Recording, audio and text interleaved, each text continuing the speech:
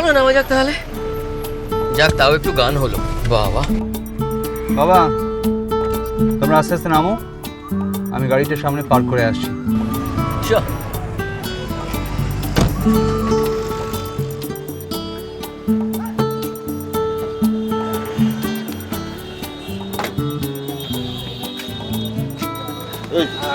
চল, বাবা চলে গেছে।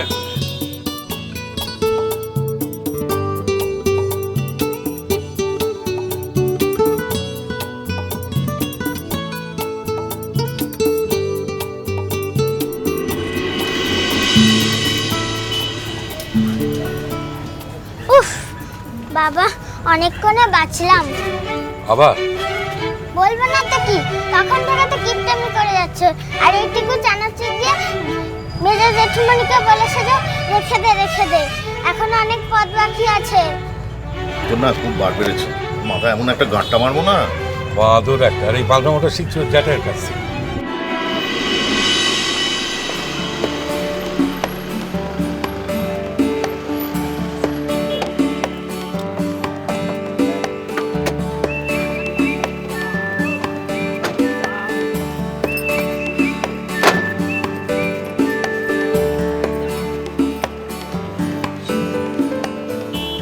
আরে ওই তো ওদের গাড়ি,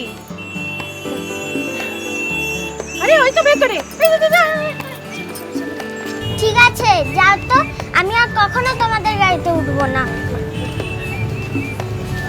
এই যে রূপমা, হ্যাঁ আরে তোমাদের সামনে এত বড় একটা প্রতিভা গড়াগড়ি খাচ্ছে, তোমরা কোনো খবরই রাখছো না। তুমি কোন প্রতিভার কথা বলছো বাবা? আমি বুঝতে পারছি। তুই বুঝতে পারছিস না? ও তো বলছে আমাকে, ও তো আর সারা জীবন আর কোনো কাজ নেই না। আরে ভুল তো কিছু বলছি না, তুমি তো সারা জীবন ধরে গান গাইছো, বলো কতদিন ধরে। হ্যাঁ, কিচ্ছু করতে পারলে না, কিন্তু আমি তোমার মার আজকে যা গান শুনেছি জানো, তাতে রেকর্ড বেরোলি একবারে হট কেক হয়ে মজার বেরোলি।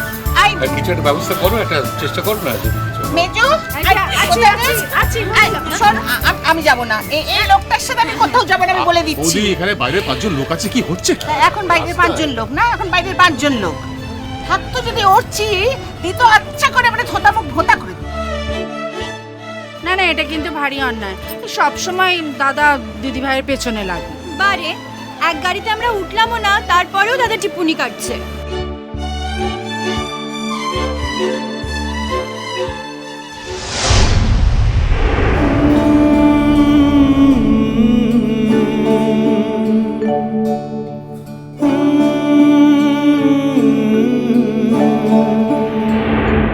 প্রবুদ্ধ, হ্যাঁ বাবা। তুমি ওদের ওদিকে গেলে কেন? এদিকে এসো। হ্যাঁ, বুঝলে কমলিকা, আমাদের এই শ্বশুর মশাই শুধু যে আমাদের শাশুড়ি মার লাইফটা হেল্প করেছে তা কিন্তু নয়, আমার লাইফটাও একেবারে চচ্চড়ি, বুঝছো তো। মানে এমন একটা ট্রিপে এসছি, আমার বউটার পাশে এক মুহূর্তের জন্য দাঁড়াতে দিচ্ছেন না। বাবা তো একটু কেমন লাগে।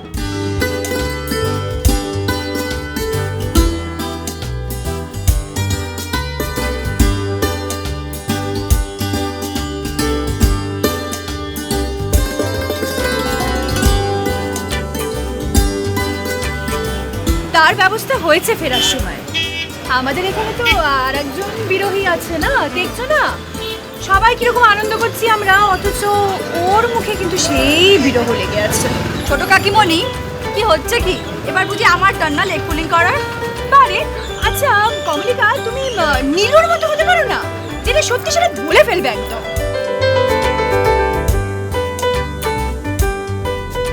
সত্যি হচ্ছে, মনে হচ্ছে কতদিন যেন তোমাকে দেখিনি। আর কিছুক্ষণ পরেই তোমার সঙ্গে দেখা হবে। তুমি আমাকে যতই দূরে সরিয়ে দাও না কেন, আমি যে ততই তোমার কাছে যাওয়ার জন্য আকুল হয়ে থাকি। জানি না তুমি আমার পলাশমণিকে দেখে রাগ করবে কিনা, তোমার কাজের জায়গা। কিন্তু বিশ্বাস করো অর্চি, আমার না এসে কোনো উপায় ছিল না। সকলের কথা ভেবেই আমি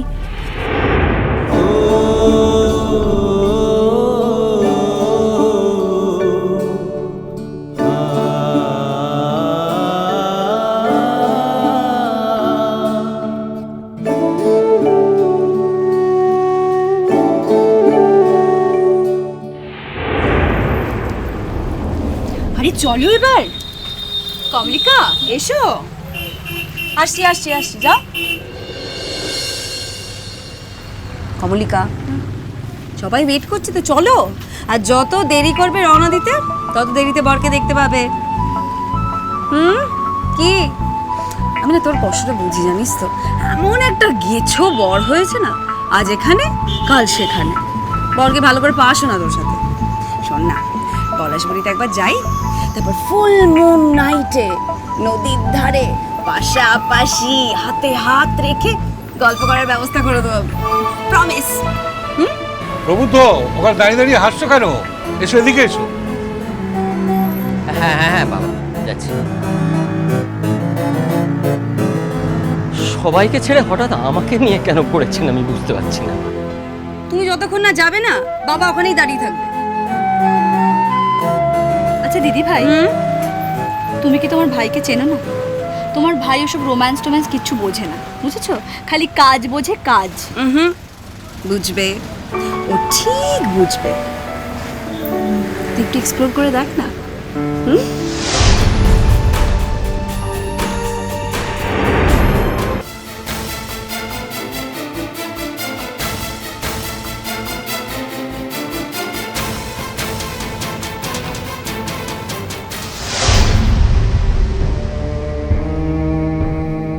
বাবু কোথায় গেল? বাবুকে দেখছি না। ওই ইয়ে জল আনতে গেছে, মানে আজ রাতের জন্য একটু জল স্টক করে রাখতে চাইছে। বলছিল ওখানে হয়তো জল নাও পাওয়া যেতে পারে। দীপু, পৌঁছতে কতক্ষণ লাগবে রে? সময় লাগবে জানো তো, মনে হয় পৌঁছতে পৌঁছতে অন্ধকার হয়ে যাবে।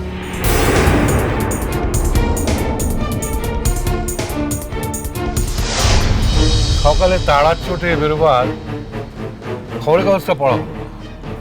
সত্যি কলকাতা থেকে কাগজ নিয়ে আসলে ভালো হতো, সেটাও কারোর মাথায় আসেনি। এই দাদা চা। ভাই, আজ এই কাগজটা হবে? হ্যাঁ হবে, দেখছি।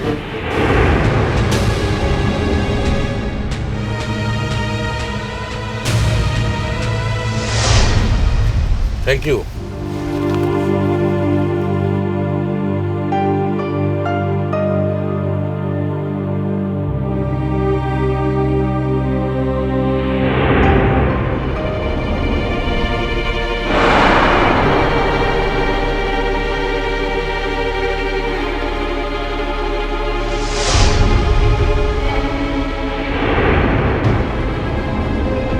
অপলু, কি দাদা, কি খবর? বড় বড় করে হেডিং দিয়েছে, বাহা সোহেন বিবাহিত।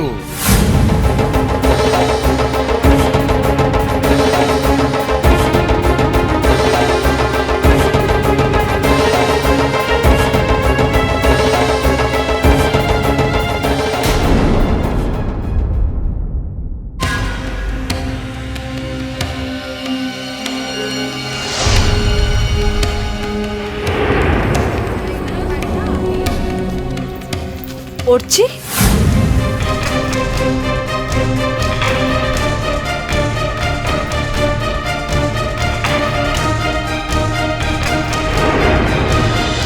মিষ্টি কুটু মিষ্টি কুটু মিষ্টি কুটু